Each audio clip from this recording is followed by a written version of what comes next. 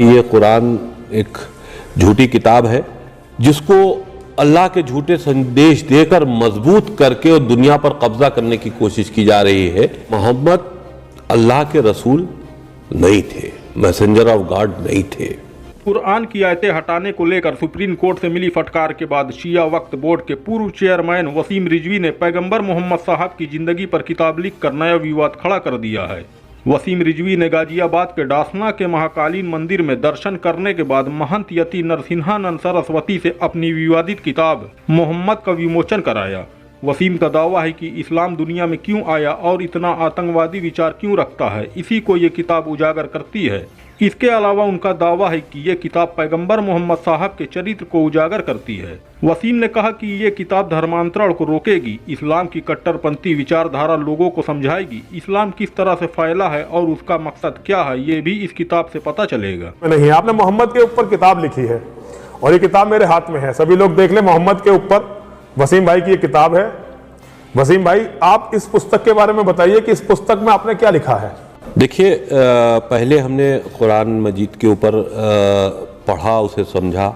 हमें लगा कि ये कुरान एक झूठी किताब है और ये एक प्रोपेगेंडा है इंसानियत के ख़िलाफ़ और एक गिरोह जिसको अल्लाह के झूठे संदेश देकर मजबूत करके और दुनिया पर कब्जा करने की कोशिश की जा रही है, ये उसका बेसिक पार्ट है।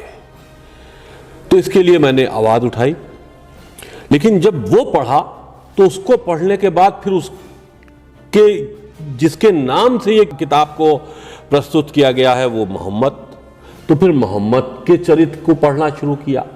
तो जब मोहम्मद के चरित्र को पढ़ा तो हमने उसमें ये पाया कि मोहम्मद अल्लाह के रसूल नहीं थे, मैसेंजर ऑफ गॉड नहीं थे। आपको बता दें कि वसीम रिजवी कुरान की आयतें हटाने की याचिका से भी विवादों में रहे थे।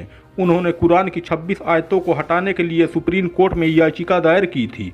उनका तर्क था कि कुरान की 26 आयतें आतंकवाद को बढ़ावा देने वाली है। मामला काफी दिनों तक चर्चा में रहा था। हालांकि सुप्रीम कोर्ट ने इस मामले को खारिज कर दिया था। शीर्ष कोर्ट ने रिजवी पर 50,000 रुपए का जुर्माना भी लगाया था। इसके अलावा भी कई मरतबा रिजवी ने अपने विवादित बयानों से चर्चा में रहे हैं। इस्लामिक सेंटर ऑफ इंडिया के अध्यक्ष एवं ईदगाह के इमाम मौलाना खालिद रशीद फरंगी महली ने कहा कि इस तरह की हरकतें किसी खास मकसद को पूरा करने के लिए लगातार की जा रही है। उन्होंने मुसलमानों को मशवरा देते हुए कहा कि वो किसी भी तरह की साजिश का शिकार न बने और किसी भी तरह की प्रतिक्रिया न दें जो सामने वाले व्यक्ति अपना मकसद पूरा कर सके। मौलाना ने कहा कि विज्ञान की किताब वहीं पढ़ी जाती है जिसे कोई वैज्ञानिक या कोई जानकार लिखता है। शिया धर्मगुरु मौलाना सैफ अब्बास ने रिजवी की किताब को बैन किए जाने की मांग की है। उन्होंने कहा कि वसीम रिजवी ने दुनिया के तमाम मुसलमानों के जज्बातों को ठेस पहुंचाई है। हम हिंदुस्तानी हुकूमत से मांग करते हैं कि किसी भी मजहब के खिलाफ ऐसी बातें लिखना और पैगंबर की मुखालफत करना किसी भी तरीके से वाजिब नहीं ठहराया जा सकता।